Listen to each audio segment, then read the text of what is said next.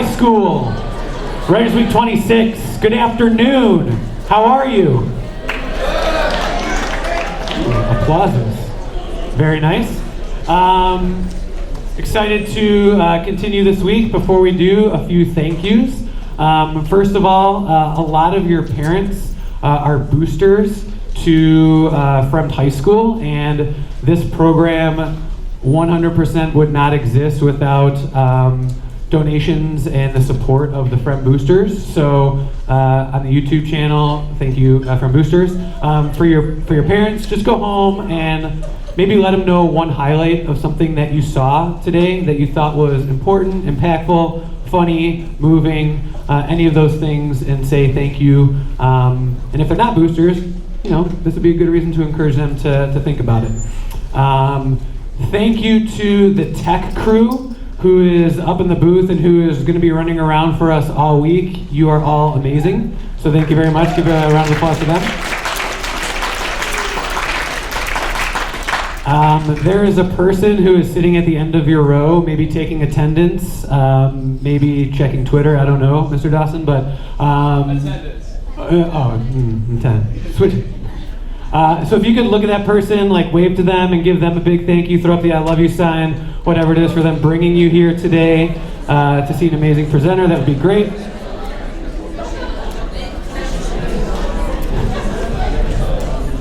And then thank you for being a fantastic audience all week.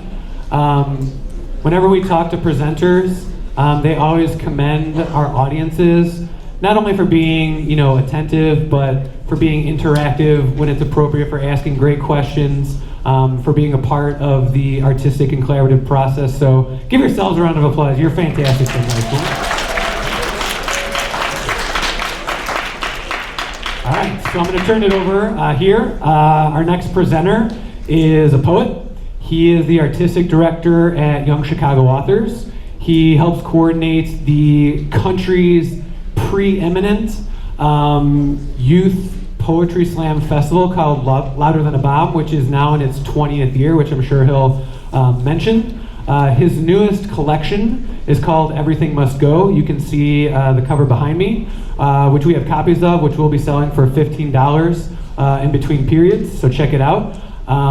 It's a fantastic collection. I think he's going to be reading from it today.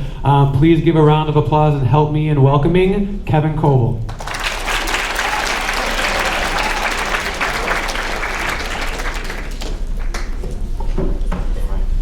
Good afternoon, Fremd. How y'all feel? Good. It's good to be here, good to be back. I was here last year, and I've been here before, and enjoy this Writers Week and think it's cool what y'all do. A lot of schools don't have the wherewithal, the vision, the time to do something like this, so salutes to y'all for doing it.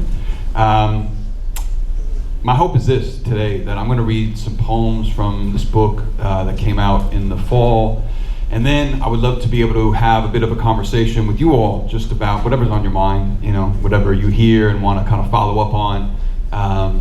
But yeah, I'm looking forward to reading because I like what I write, but I really like engaging in conversation, and that's probably more fun for me than anything. So think about what you might want to build on, what questions you might have, and we'll go from there. But I'm going to read from a book that is called Everything Must Go, The Life and Death of an American Neighborhood, which is in some ways a kind of my own maturation story about when I moved back to a neighborhood in Chicago that I had a lot of historical ties to.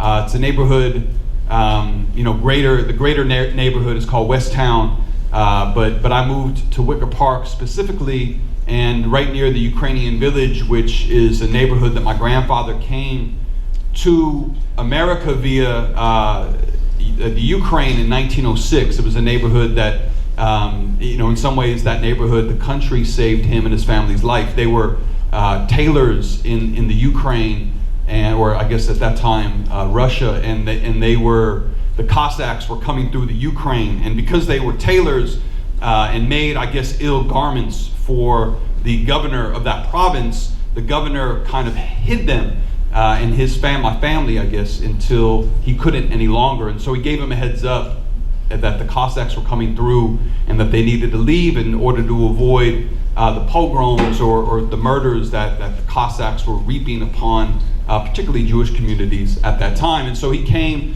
to America via a boat called the Red Star Line in 1906 and made it through Ellis Island and found his way to Chicago. The thing about the neighborhood at the time that he moved into, it was mostly a Irish community. And my grandfather, being a young, dumb dude, thought he was slick and could assimilate into this neighborhood of older Irish, mostly boys. And so he thought he'd be clever and change his name from George Marcus Koval to Murphy. And so he tried to kind of pass in the neighborhood by the name Murphy. Now, the neighborhood boys, the Irish boys, were tall, ginger-haired, freckled mugs. And my grandfather was like a short, dark, squat Jew, and so he got his ass kicked regardless. And it didn't really work out for him. But that whole neighborhood has really has been a center, an epicenter for my own life. And my own life has revolved around, in some ways, the access of that neighborhood. So I'm going to read from this book, which is about moving back to that neighborhood in my early 20s. In the early 90s, and then go from there. I should note that as I've already done, I use some language that of course you've heard before, but maybe isn't used readily in school. And I feel like as a writer, we have access to all sorts of words, and I try to really be conscientious about diction and try to pull from the myriad, the palette of words that I have access to. But every now and again, I let a bad word slip into the poem. I might edit on the fly for some of the more sensitive ears in the building. But I'm going to start with this poem about being a young man who is coming back to this neighborhood. This is called Boy Becomes Man. Boy becomes man in the park. Sips brass monkey from a corner store bought with $1 and change. He heard it in a Beastie Boys song. His ID says he's old enough to drink alone in the new city. It's near midnight on a Friday. The streets swell with folks, but the boy will not speak to someone for days. During days off, he'll watch. He'll lose track of time. He'll listen to the city and hear it halt and grind and fire. The boy will aspire, but for now, there's a corkscrew unfurled in his hand for the walk home. His pocket got a knot in it. Tips scrambled for the little he makes, he scrambles. Scared someone will mess with him. Scared no one will mess with him. The new city's burped and birthed him. Got him drunk and taught him how to hold liquor, how to piss in an alley, how to run and cut through an alley, how to open someone's face like a bottle of wine. I used to work at this spot called Cafe Matu. It was like I've worked in the restaurant industry since I was 11 years old. But when I was 20, I rode my bicycle down Milwaukee Avenue, which was pretty much shuttered storefronts at the time, and there was a door open to the street. And so I, leaned my bike up against the wall and poked my head in what was the open restaurant. And the chef at the time and the sommelier or the manager was like sitting at a dusty wooden table. And I'm like, "Y'all hiring?" And they're like, "In a month, come back." And I came back and I got this gig. And so being a young man, I was 20 years old at the time. You start to have, when you have like a little bit of bread in your pocket, you start to do wild stuff, you know what I mean? You feel like, oh, I'm like Superman type. That's how I felt. And so you start to do things like, like buy shoes you shouldn't really be buying, like maybe a chain at the time. And then you ask out, I was in this, I asked girls out on dates, which, being a young man, like that really never goes well, do you know what I mean? And so this is a story, a true story about one of those dates. It's a poem called "The Girl from the Neighborhood." I asked my man to ask your girl for your number, and bam, we got 22s of Honey Brown and walked the park. You said you wanted to hear something I wrote. I whispered a little rap in your ear beneath a giant oak. Met you at the gig. An after-school arts program Vero dragged you to. Her husband rhymed and we worked together. You came to the settlement house on Augusta in the sweaty ass air of August. hair pulled back slick, said some funny shit about the food, smiled, said you wrote a bit too, and why that's some sweet spot you put your palm to. When I said, I'll pick you up at 7, you thought I meant 8. I was on white boy time and had to wait a half hour while you got ready, and you're not really little cousin Carlos, baby giant full of slick talk and Jibarito, started to roast me on the wooden stairs I came to know your uncle built. Carlos bust out and said, yo, you know, you look like that dude from Honey, I Shrunk the Kids. And all the little ones cracked rainbow-colored smiles from freeze pops melting in their hands. Carlos was victorious and not yet 11. Later you told me his dad was killed a year ago a few blocks from where we stood.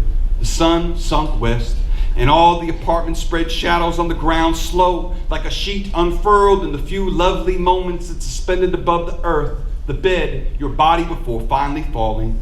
We made it out on Milwaukee, walked south, stopped in front of Earwax, the coffee shop I knew all the bus boys and could G-weed at. You looked inside, said you weren't hungry, said you didn't eat white people food. You got mad at the idea of a veggie burger.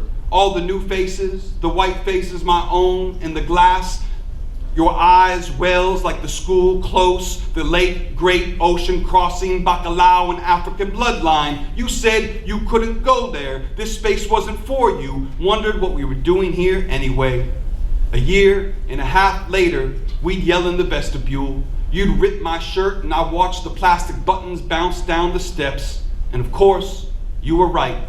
But I'd hoped this was something different, or I was, or this was the city big enough to love you in. Thanks, Sean.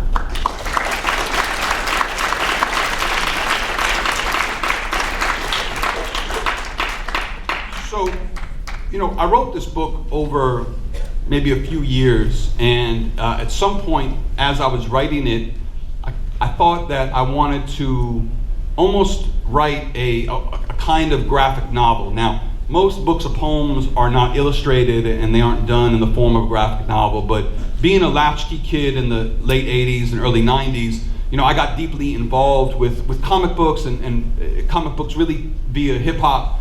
And I was always fascinated with how the image would be accompanied by text. And so I asked a young artist who I came to meet in the last handful of years if he would be down to collaborate with me on working on this book. And so there's a very talented young artist named Langston Alston, who originally is from Champaign-Urbana, but now lives in New Orleans over the last, 7 years or so. And so Langston, you know, most of the poems are accompanied by Langston's art. And this is a portrait that he did, as he does in the book, about many of the people that I'm writing about.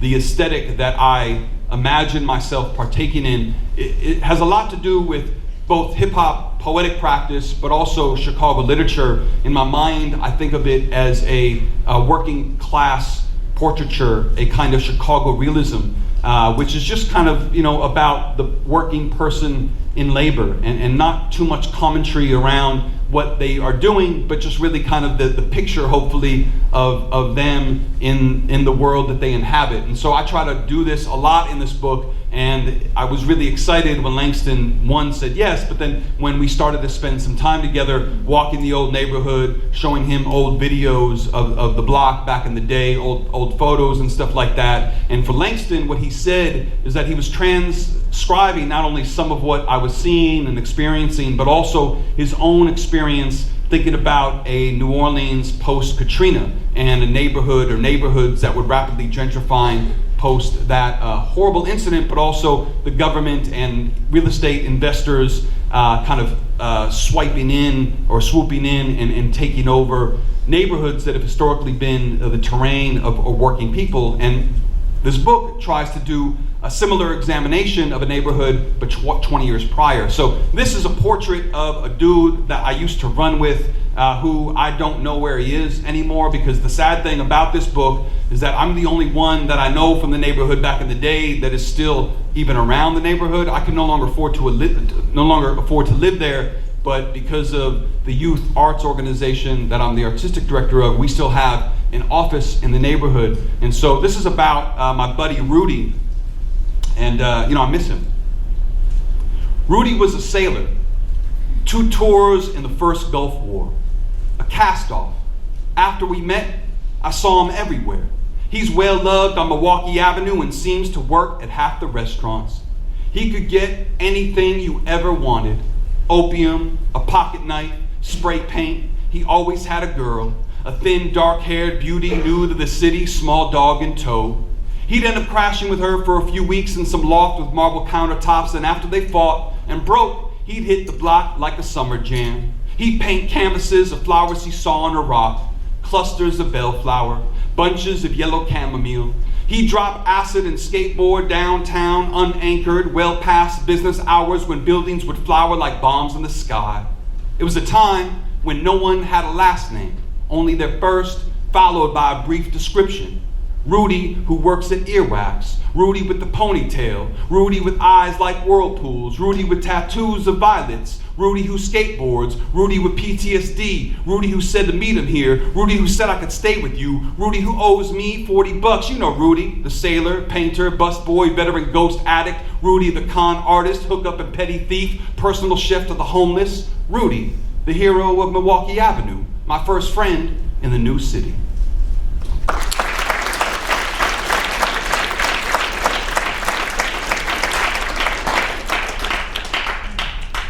So I imagine, how many any first year students in the building? Yeah, very silent, very quiet for the first years. They're like, I'm in attendance, don't ask me too much. Sophomores, any sophomores in the building? Yeah, juniors? Okay, a lot of sophomores. Seniors, any seniors? Yeah! What are you all so excited about, just out of curiosity? Thanks. So, y'all know where you're going to college yet, seniors? No, okay. Is everyone going to college or no? Maybe? I know you're supposed to do that. And you got to do what you got to do. This book for me is very much about trying to find myself when I was a young person.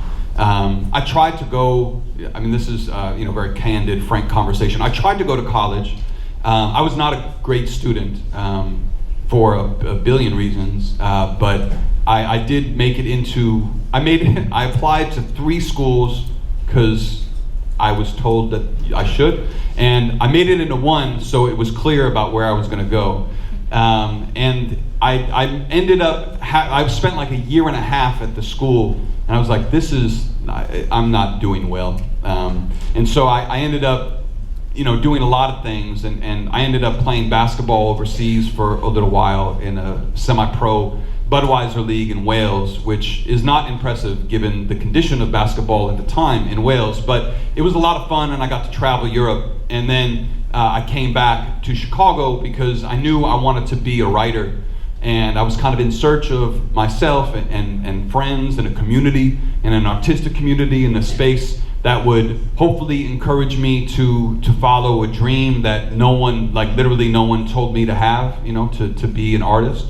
And I got very lucky because I found that community in this neighborhood in Wicker Park. But, I had to go through a lot of, nonsense with my moms who raised me just about the desire to be, at the time, this is 94, I told my mom that I wanted to be a hip hop poet, which is, it's barely a thing now, but certainly in 94, my mom just, beat the shit out of me. So it was like, it took a while for us to get to the point where she was happy about my, life choices. But the community that I'm writing about in this book, I found just being outside, just walking Milwaukee Avenue and Damon and North and running into people literally on the street who put me on to places, who started to know my name just because I was around, and then put me on to places that I should go visit. And one of the things that I wrestle with now, being like a very studious IG observer and continual poster, like a damn near addiction, is that I had to leave the crib in order to get the culture that I was interested in, and now all of it's at our fingertips. You know what I mean? Like like in some ways, and I think that's dope, because now if I remember, a Little Brother song, I could just like pull it up on my phone more than likely. But I also, there's a power in having to leave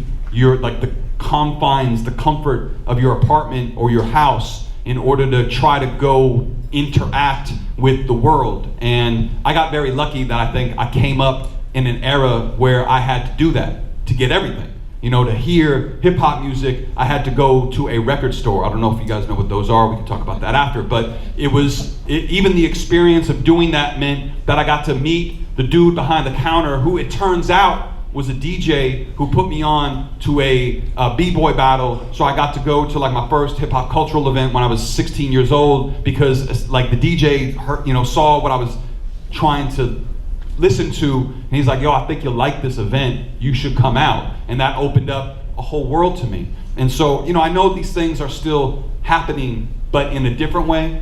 And so this book in some ways is also a ode to the communities that I was privy to and a part of. And so I got lucky because I went to this space early on as a young man. I had, from the time I was 17 years old, I had a fake ID, which is illegal, and I just want to note that. But it helped me, not because I was interested in drinking, because I didn't. I was an athlete, and I didn't drink or do drugs.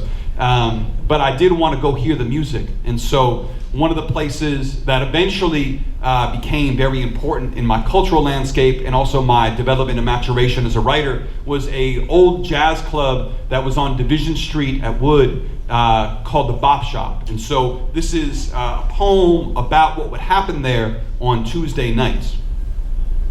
Jazz embraced its son. Old heads and Kangos recognized the snot-nosed, foul-mouthed mugs and oversized denim. A Tuesday work night to put in work. When a freestyle was off the dome in the tradition of the city's great improvisers, Phil Cochran and Viola Spolin. Glasses sweat like the crowd gathered in layers before the bandstand. Hooded monks, strong heads nod in approval, a ritual to keep the crowd moving. Now, young bucks might mess up, which meant heads would stop and you could get stomped, but homeboy would return next week after practice. Raps, gymnastics, kids flipping in empty lots on a mattress, an art and kung fu dance, when MCs were swordsmen who carried words in a velvet case and polished brass when they get to the bar. All day long, a generation mumbling to themselves over the rumble of L trains. Madmen, superheroes who held down day jobs and emerged in the night with bombastic gnome diplomas. There was Shadowmaster, I Spy, Longshot, Juice, Ange 13, Prime and Capital D, Tuesdays, A Proving Ground, Word Shop, Workshop, Masterclass, Shogun, Swap Meet Spot to see new poets from sides of the city didn't want you to see. We were out there on Division, catching wreck and getting open. Right, so those spaces were very important to me as a young person. You know what I mean? They gave me an opportunity to see other writers, MCs, poets get on a mic and, recite something that they had written. And it gave me the inspiration, the courage, the ability to then get up on those similar mics and try to talk about who I am and where I come from and be able to want to put words together. And so a lot of the book is kind of littered with these odes and notes to people who inspired me in the day. It's also, there are a lot of portraits and celebrations of working people in the book. I think that we live at a time now in the country where unfortunately there is a continuing division and shrinking of a middle class where there really seems to be just a grand disparity between those who have and those who have to rent.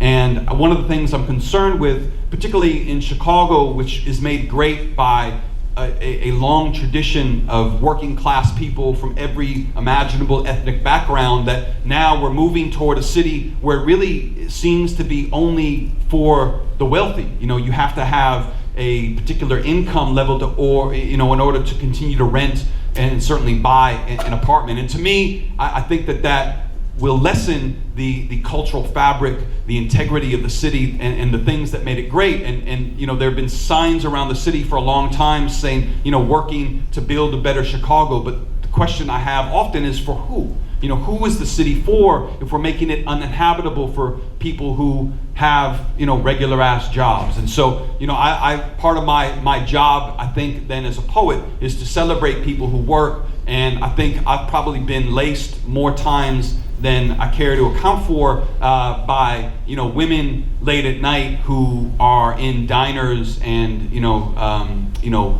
mid-level food establishments. And so I want to share with you a poem that is about the waitress, who is not this dude, but nonetheless.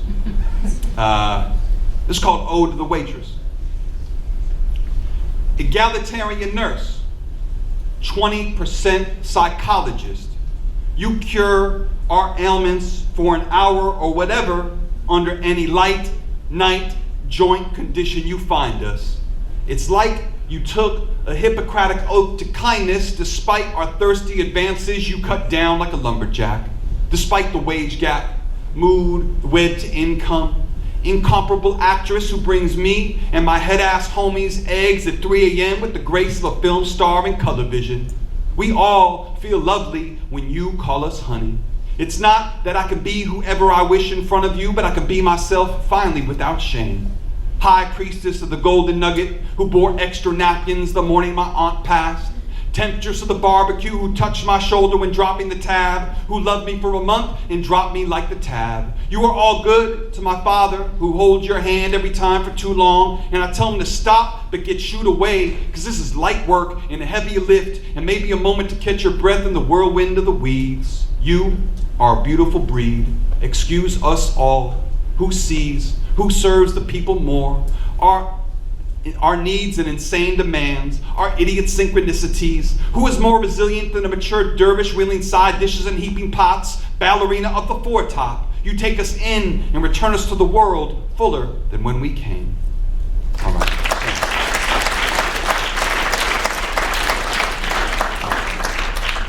So this is my last poem, and I want to note just the illustration here. Sometimes Langston went almost like full comic book or cartoon type mode, and so the text of this poem is all in the margins. But then he treated the poem as its own vignette, and I really love when he draws like this in the book. So there's some instances like this in the book as well. But I'm going to close with the eponymous poem in the book. You guys read Toni Morrison, I imagine. You guys get Toni Morrison? Yeah. Okay. One of you. That's what's up. Toni Morrison, maybe the finest novelist of, maybe of the country. Certainly, and passed recently, and in that moment where, they were playing back a lot of her interviews, she talked about, as a writer, you don't always have to be confined to the tyranny of the I. But that you also, as a writer, can attempt to speak for communities that might not have the platform to speak for themselves, or you might be able to change. I think of Muhammad Ali, whose poem was "Me, We" when he was asked at a Harvard press conference for a poem. But I think of that about this book, and some of my work is not only about me, but it's also about my generation or the kids I used to run around with, and knowing that some of them are in jail or dead or have moved away, that then I can try to account for more than just me. And isn't that some of what we're trying to do in literature too, is not only open a vessel or a bridge between you and I, but also into a community that you as a reader or listener might not have access to, and into a community that might be lost if we don't record them. And so the last poem, the eponymous poem, is trying to do that, is thinking about the people I knew in 94, 95, and the struggle I saw people make in order to live a kind of dream that was about following an idea that was not the dominant idea, not the mainstream idea, but something that was burning inside of all of us. And I think part of the reason why we gathered was to find one another and encourage and spur one another to continue and to move forward. So this is called Everything Must Go. We're looking for work, looking to move out our parents' crib, to afford some affordable housing, a 3-bedroom with 5 people, something to imagine a life of our own making. We're 18 and 22 living for the first time with roommates not our blood. We're from the neighborhood, and the one over. This one's over. Our parents split and moved to the burbs. Our auntie lives out west. We work at the new restaurant your boss just ate at. We sold his kids weed out back. We boost and rack and claim our sister's kid on our income tax. We live with our producer, our girl's girl, a giant loft of squatters, our shit in a bag. We got the gall to think there's something different than life intended. We're tired of working at the bank or grocer or business our parents moved here for. We drink what the elders left, 7 and 7s, gin and tonics, old turkey and old hats. We're new birds trying to fly. We drop shit like pigeons damn near daily. Styles, projects, habits, visions of what it is and what it will be. We're making it up. We mash up records and tongues. We mess up daily. We step on E with speed to meet Molly. We out here, styling, glammed up, roughneck timmed and roller skates. We house, we rave. We spend whole afternoons blunted watching cartoons for aesthetic clues. We know the names of everyone who works the corner store. We're here to stay until the landlord says everything must go. Thanks, y'all.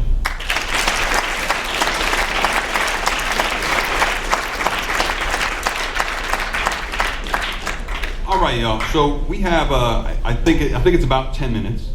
I think we have about 10 minutes, and I would love to be able to engage in a conversation. If for whatever reason, you are, too,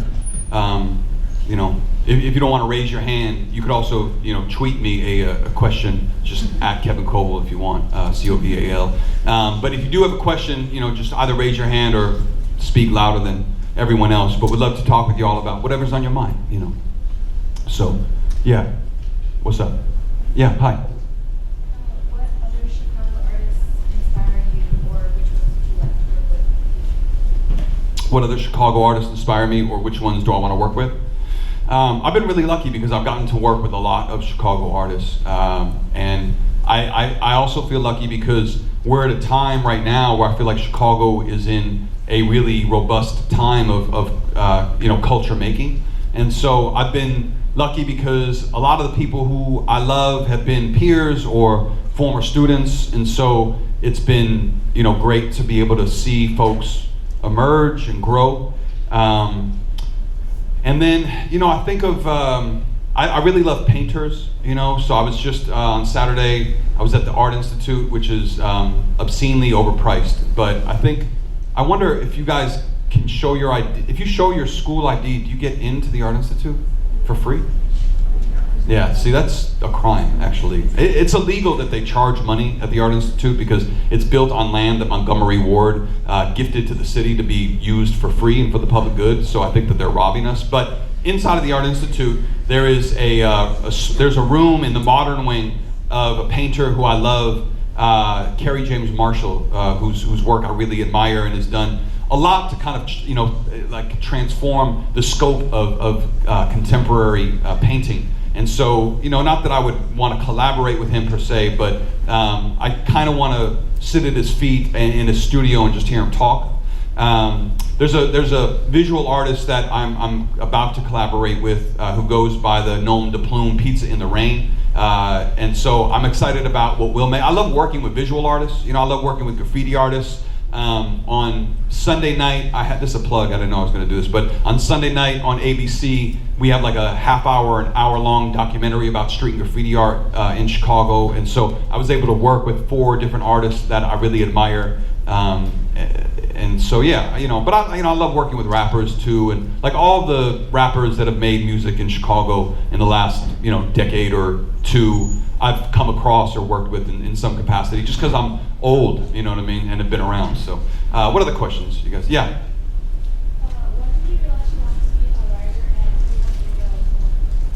When did you realize you wanted to be a writer, and what was the second part of the question? Who helped? So, I started to mess around with language in high school, but I was, kind of a jerk and was essentially, I thought I wanted to be like a battle rapper, and I ended up just battle rapping my teachers. It didn't turn out well for anybody, but I realized that I loved the musicality of language. I loved how words rested next to one another and how they sound together. And I think I got lucky when I was 19 because I knew it kind of came to me. I was just reading and writing a lot one summer, and I thought that, okay, well, I want to try to make a life that has the capacity to do this, to read and to write, and I just want to build a life that allows for me to do that.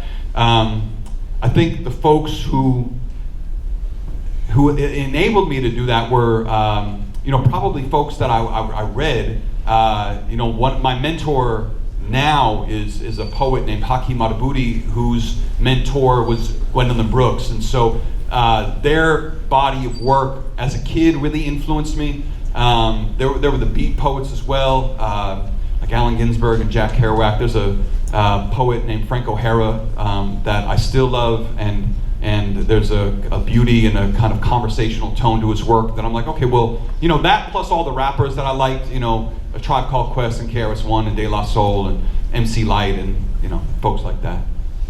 There was another hand up there too, I think. I don't know. No, who else? Who else wants to ask something? Or you could just yell because I'm having. Yeah. Hi. How do I think we keep Chicago culture? We work on this a lot. I think part of what happens with folks is that because of the way entertainment industry is built, there's more money on the coast, and so we lose a lot of some of our best minds to those spaces. And so I think Chicago has to do a much better job of creating industry that will then allow people to stay and rise here and have it be a situation where you could earn a living and raise a family here, and I think it was big when Chance moved back from LA. That was a significant moment. Unfortunately, some of his peers are making other choices, and so I think we have to do a better job. And there's a lot of folks who are working on that, both in the music industry